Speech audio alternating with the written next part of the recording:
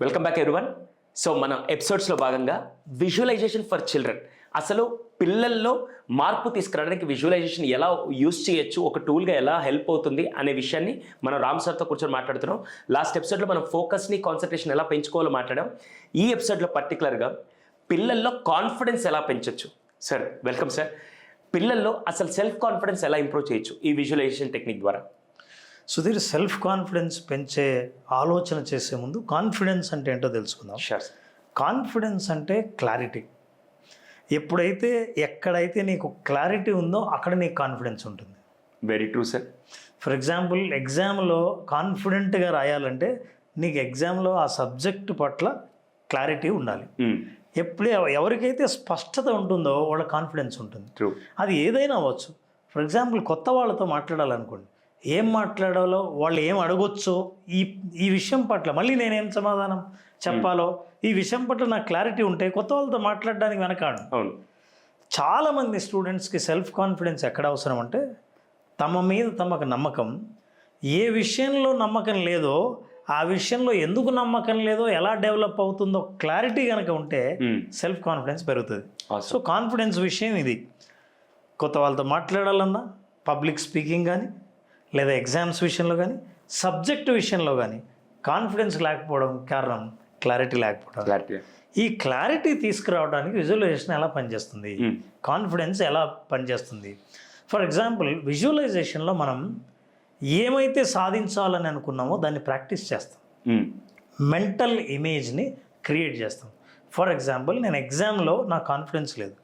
Exam హాల్లో కూర్చొని నేను ఎగ్జామ్ రాస్తున్నట్టు, తలెత్తకుండా రాస్తున్నట్టు, నాకు వచ్చిన ప్రతి క్వశ్చన్ పేపర్లో అన్ని ప్రశ్నలకి నాకు ఆన్సర్ తెలిసినట్టు, నేను రాస్తూ ఎక్స్ట్రా అడిషనల్ పేపర్ తీసుకున్నట్టు, టైం ఎలా గడిచిపోయిందో తెలియదు కానీ ఎగ్జామ్ చాలా అద్భుతంగా రాసినట్టు, బయటకు వస్తూనే ఎవరైనా ఎగ్జామ్ ఎలా రాశారు అంటే అద్భుతంగా రాశాను, చాలా బాగా వచ్చింది పేపర్. ఇవన్నీ నువ్వు విజువలైజ్ చేసుకున్నప్పుడు ఏమవుతుందంటే, బ్రెయిన్ విల్ క్రియేట్ ఒక కైండ్ ఆఫ్ ఎన్వైరన్మెంట్, ఒక వాతావరణం సృష్టిస్తుంది. ఎట్లాంటి వాతావరణం సృష్టిస్తుందంటే, నువ్వు భయపడక్కర్లేని వాతావరణం సృష్టిస్తుంది. పైగా familiarity is the opposite of లో కాన్ఫిడెన్స్. మనకు ఎక్కడైతే కాన్ఫిడెన్స్ లేదో, ఎంత ఫెమిలియర్ అయితే అంత కాన్ఫిడెన్స్ మనకు పెరుగుతుంది. సో బ్రెయిన్ ఏం చేస్తుంది, మీరు ఎక్కువసార్లు విజువలైజ్ చేయడం వల్ల, నేను సాధించినట్లు, స్టేజ్ ఎక్కినట్టు, స్టేజ్ మీద చప్పట్లు కొట్టినట్టు, నేను మాట్లాడిన తర్వాత అందరూ నన్ను మెచ్చుకున్నట్టు, ఇవన్నీ నేను రిపీటెడ్గా ప్రాక్టీస్ చేయడం ద్వారా బ్రెయిన్లో రిజిస్టర్ అవ్వడం వల్ల బ్రెయిన్కి ఫెమిలియర్ అవుతుంది. ఇవి చాలా మామూలు, ఇది నేను చాలాసార్లు విజువలైజ్ చేసుకున్నాను. ఇప్పుడు రియల్ టైంని ఫేస్ చేసినప్పుడు పిల్లలు, వాళ్ళు స్టేజ్ ఎక్కినప్పుడు కానీ, ఎగ్జామ్ హాల్లో కానీ, లేదా ఆ సబ్జెక్ట్ చదువుతున్నప్పుడు కానీ, కొత్త వాళ్ళతో మాట్లాడుతున్నప్పుడు కానీ, టీచర్ ప్రశ్న వేసినప్పుడు కానీ, ఎక్కడెక్కడైతే మీకు సెల్ఫ్ కాన్ఫిడెన్స్ అవసరమో అక్కడక్కడ బ్రెయిన్ ఇది ఫెమిలియరే, don't worry, now you can respond like this అని ఆ మోటివేషన్ని ఇంటర్నల్గా వాళ్ళకి కలుగుతుంది. దెన్ అంతకు ముందు కంటే అద్భుతంగా పర్ఫామ్ చేస్తారు ఈ విజువలైజ్ చేసిన వాళ్ళు. చాలా ఫెంటాస్టిక్ సార్. మీరు చెప్తున్నప్పుడు నేను ఈజీగా కనెక్ట్ చేసుకోగలుగుతాను. స్టేజ్ బిఫోర్ వెళ్ళేటప్పుడు కూడా చాలాసార్లు మనం ఇంతకుముందు ప్రాక్టీస్ చేసి సెషన్ అంతా బాగా జరగబోతుందని మనం అనుకుంటే ఆ కాన్ఫిడెన్స్ ఎలా ఉంటుందో same visualization for children. As a speaker you know very familiar.